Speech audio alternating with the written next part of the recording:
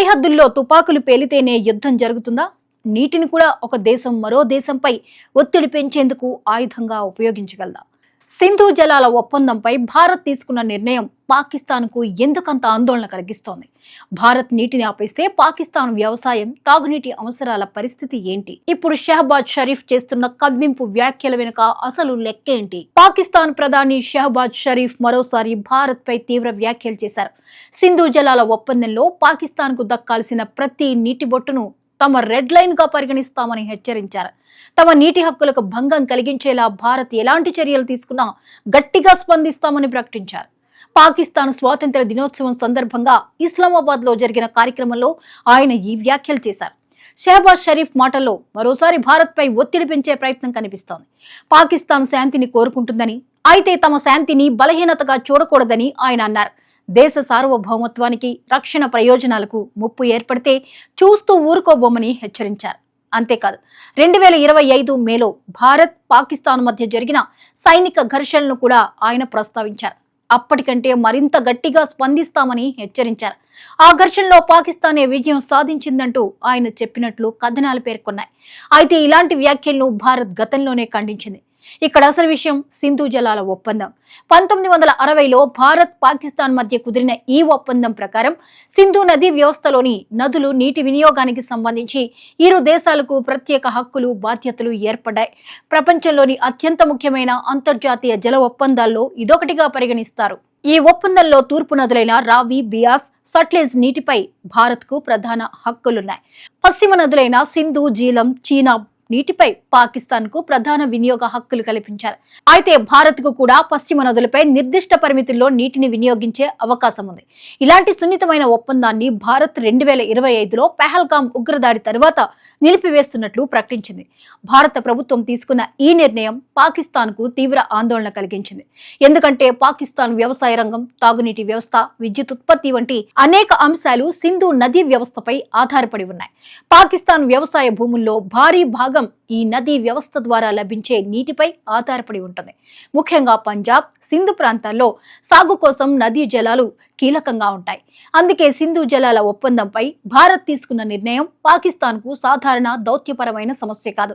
అది నేరుగా ఆ దేశ ఆర్థిక వ్యవస్థకు సంబంధించిన అంశంగా మారింది. ఇక భారత్ వైపు నుంచి మాత్రం ఉగ్రవాదం, నీటి సహకారం రెండింటినీ ఒకేసారి కొనసాగించడం సాధ్యం కాదనే సందేశం వెలువడింది. భారత్ చెప్పే ప్రధాన వాదన ఏంటంటే సీమాంతర ఉగ్రవాదాన్ని ప్రోత్సహిస్తూ మరోవైపు నీటి ఒప్పందాన్ని యథాతథంగా కొనసాగించాలని పాకిస్తాన్ కోరుకోవడం సాధ్యం కాదని. భారత ప్రభుత్వం నీరు, రక్తం కలిసి ప్రవహించలేవు అనే కఠినమైన రాజకీయ సందేశాన్ని ఇప్పటికే ఇచ్చింది.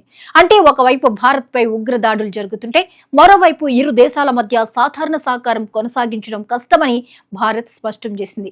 ఇదే ఇప్పుడు సింధు జలాల వివాదాన్ని మరింత సంక్లిష్టంగా మార్చింది. ఒకప్పుడు కేవలం నీటి పంపిణీకి సంబంధించిన ఒప్పందంగా కనిపించిన విషయం ఇప్పుడు జాతీయ భద్రత, ఉగ్రవాదం, దౌత్యం, ఆర్థిక ప్రయోజనాలు, సరిహద్దు రాజకీయాలతో ముడిపడింది. పాకిస్తాన్ మాత్రం భారత్ నిర్ణయాన్ని తీవ్రంగా వ్యతిరేకిస్తోంది. తమకు దక్కాల్సిన నీటిని అడ్డుకునే హక్కు భారత్ కు లేదని వాదిస్తోంది. అంతర్జాతీయ వేదికలపై కూడా ఈ అంశాన్ని ప్రస్తావిస్తూ వస్తోంది.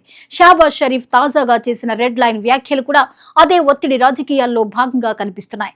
అయితే భారత్ స్థానం కూడా అంతే స్పష్టంగా ఉంది. దేశ ప్రయోజనాలకు వ్యతిరేకంగా ఉన్నట్లు భావించిన అంతర్జాతీయ ఒప్పందాలను ఒక సార్వభౌమ దేశంగా పునఃసమీక్షించే హక్కు తమకు ఉందని భారత్ చెబుతోంది.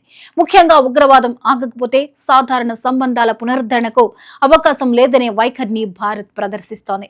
అయితే భారత్ దీర్ఘకాలంలో తనకు అందుబాటులో ఉన్న నీటి వనరులను మరింత సమర్థంగా ఉపయోగించుకునే ప్రయత్నం చేస్తే పాకిస్తాన్ పై ప్రభావం పడే అవకాశం ఉంది.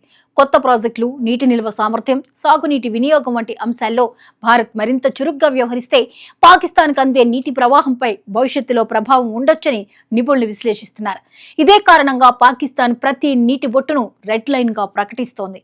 ఆ దేశానికి ఇది కేవలం భావోద్వేగ అంశం కాదు. వ్యవసాయ ఉత్పత్తి, ఆహార భద్రత, గ్రామీణ ఉపాధి, తాగునీటి సరఫరా వంటి అనేక అంశాలు నీటితో ముడిపడి ఉన్నాయి. పాకిస్తాన్ ఇప్పటికే నీటి కొరతను ఎదుర్కొంటున్న దేశాల్లో ఒకటి. జనాభా పెరుగుతున్న కొద్దీ నీటి అవసరం పెరుగుతోంది. వాతావరణ మార్పులు, హిమనదుల కరుగుదలలో మార్పులు, వర్షపాతం అస్థిరత వంటి సమస్యలు భవిష్యత్తులో పరిస్థితిని మరింత కఠినంగా మార్చే అవకాశం ఉంది. అందుకే సింధు జలాల విషయంలో పాకిస్తాన్ ఆందోళన పెరగడం సహజమే.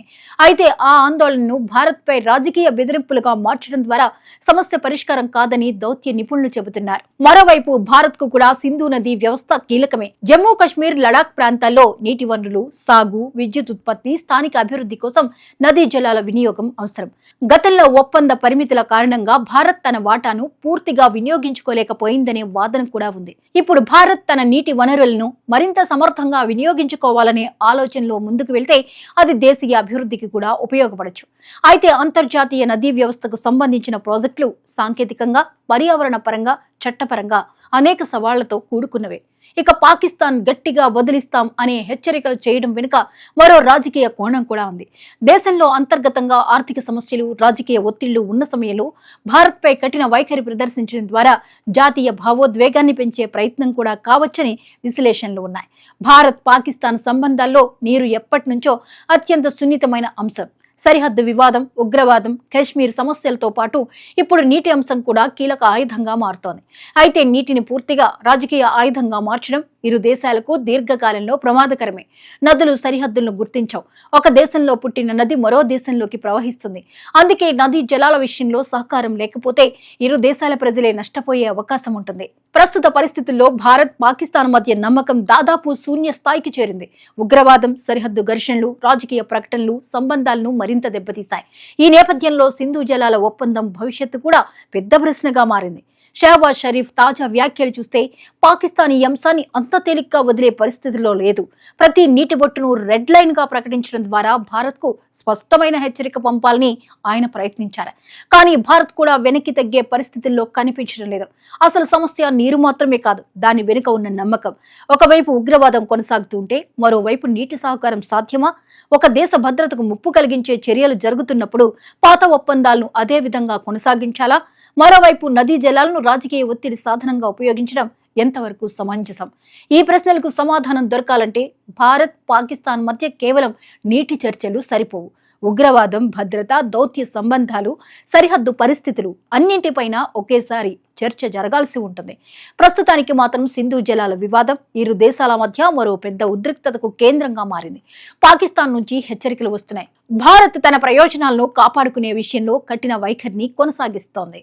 చివరికి సింధు నది నీరు ఎటు ప్రవహిస్తుంది అన్నది మాత్రమే కాదు, భారత్, పాకిస్తాన్ సంబంధాలు ఎటు ప్రవహిస్తాయన్నదే అసలు ప్రశ్న. నీటి కోసం మరోసారి రెండు దేశాలు ఢీకొంటాయా? ఉగ్రవాదం, నీటివాదం కలిసి సంబంధాలను మరింత దిగజార్చుతాయా? పాకిస్తాన్ రెడ్ లైన్ హెచ్చరికలకు భారత్ ఎలా స్పందిస్తుంది? సింధు జలాల ఒప్పందం భవిష్యత్తు ఏంటి? ఈ నీటి వివాదం చివరకు దౌత్య పరిష్కారానికి దారితీస్తుందా, లేక భారత్, పాక్ మధ్య మరో కొత్త ఘర్షణకు కారణమవుతుందా?